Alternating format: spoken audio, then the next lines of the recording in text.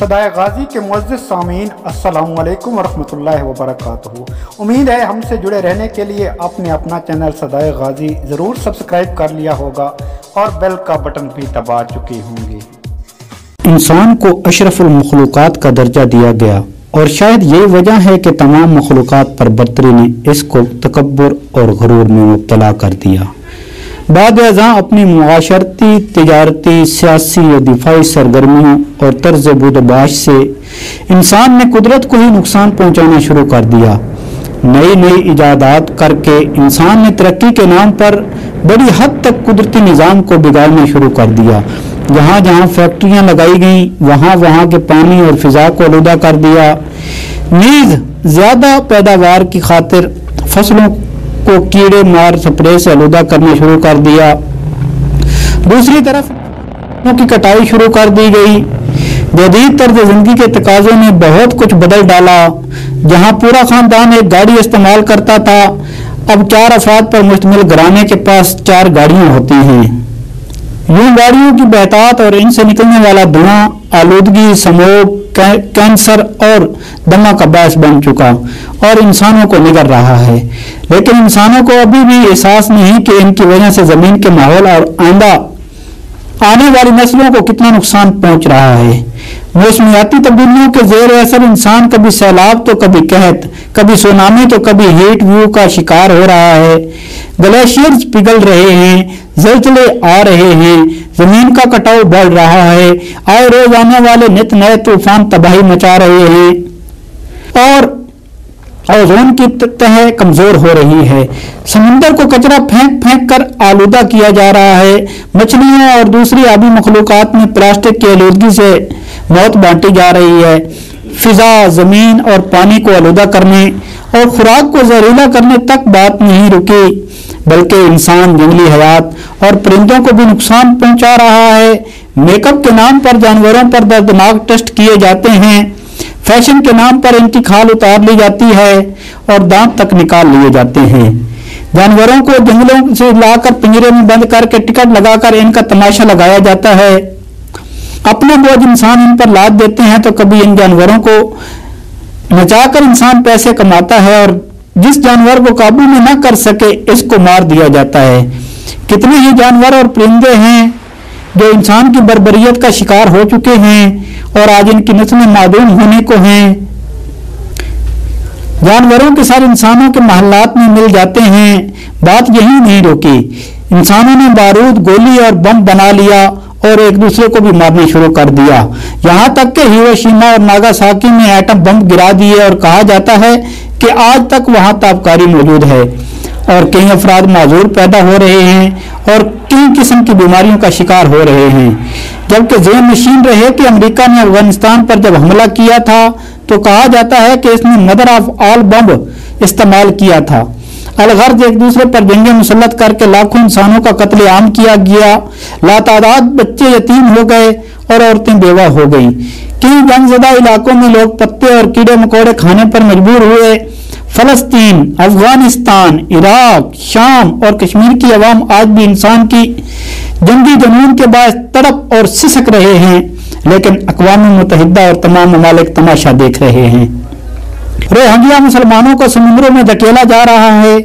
ان کے پاس سر چھپانے کے لیے زمین کا ٹکڑا تک نہیں، لیکن دنیا کا کوئی ملک ان بے سہارا اور لاچار مسلمانوں کی مدد کرنے کو تیار نہیں۔ آسام، بنگال میں مسلمانوں سے ان کی شہریت چھینی جا رہی ہے۔ مقبوضہ کشمیر 5 اگست 2019 سے لاک ڈاؤن کا شکار ہے۔ یوں تو مقبوضہ جموں و کشمیر میں ظلم و جبر کا سلسلہ 1947 سے جاری ہے۔ بھارتی فوج کشمیری مردوں کو چن چن کر قتل کر رہی ہے، عورتوں کے ساتھ زیادتی کی جاتی ہے، چھوٹے بچوں کو اغوا کیا جاتا ہے، پیلٹ گنوں سے کشمیریوں کو نابینا کیا جا رہا ہے، ان کی املاک پر بھارتی سرکار زبردستی قبضہ کر رہی ہے، انہیں تعلیم، صحت اور انٹرنیٹ جیسے بنیادی حقوق سے محروم کیا جا رہا ہے، اور دنیا چپ سادھ کر تماشا دیکھ رہی ہے۔ اب قدرت نے پوری دنیا کو ہی لاک ڈاؤن کر دیا ہے۔ شاید زمین بھی ان زیادتیوں ظلم سے تنگ آ گئی ہے اور چاہتی ہے کہ اشرف المخلوقات کہلانے والے انسان کو اب کچھ عرصہ ایک دوسرے سے اور زمین سے دور کر دیا جائے۔ कोरोना वायरस दुनिया भर के ममालिक में अपना कहर बरसा रहा है। शहर के शहर बंद हो रहे हैं। दुनिया के किन ममालिक में इस वक्त लॉकडाउन है और हर तरफ खौफ का राज है। लाशें सड़कों पर पड़ी हैं, कोई उठाने वाला नहीं। दुनिया के पास कोरोना वायरस से फैलने वाली बीमारी का कोई इलाज नहीं और ना ही कोई दवा है। हर मुल्क दूसरे मुल्क से कतरा रहा है। प्रवासें बंद हो चुकी हैं। कोरोना वायरस के खौफ ने अमीर और गरीब का फर्क मिटा दिया है। लोग सुपरमार्केटों में अशियाए खुर्द नोश के लिए लड़ रहे हैं। अमीरों को तो यूं लड़ता देखकर गरीब हैरान हैं कि इनको क्या हो गया है। सभी एक दूसरे से डर रहे हैं। अमीर सियासी लीडरान जो भाग भाग कर यूरोप अमेरिका इलाज के लिए जाते थे, आज वो भी मुल्क से बाहर जाने से कतरा रहे हैं क्योंकि इस बीमारी का इलाज कहीं मौजूद नहीं। आज गैर मुल्की असासे, दौलत और दोहरी शरीयत सब किसी के काम नहीं आ रहे। आखिरी हल सिर्फ और सिर्फ दुआ है। हमें अल्लाह के हजूर अपने गुनाहों की माफी मांगना होगी। इन हुक्मरानों को अल्लाह के हजूर माफी मांगना होगी जिन्होंने नाहक लोगों का कत्लेआम किया। अपनी जमीन से प्यार करना होगा। इस दुनिया की दीगर मखलूकात पर रहम करना होगा। शायद कि ये अजाब हमारे सर से टल जाए। जमीन हमारा बोझ उठा उठाकर थक गई है, इसलिए शायद कुदरत ने हमें घरों तक महदूद कर दिया है। कल सिर्फ कश्मीर लॉकडाउन था, आज पूरी दुनिया लॉकडाउन है। काश दुनिया में नाइंसाफी खत्म हो जाए और सब प्यार मोहब्बत से रहें, क्योंकि इस्लाम ने हमें 1400 साल कबल जो आदाब जिंदगी बताए, हलाल और हराम की तमीज कराई, काश इन तालीमात पर अमल करें और हराम अशिया खुर्दनोश से दूर रहें। सुअर, चमगादड़, सांप और जंगली जानवरों के गोश्त खाने की वजह से ये वायरस इंसानों में मुंतकिल हुए और तपाई मचा रहे हैं। अगर सब रिस्क हलाल खाते होते तो आज इंसान शायद इस कोरोना वायरस का शिकार न होते।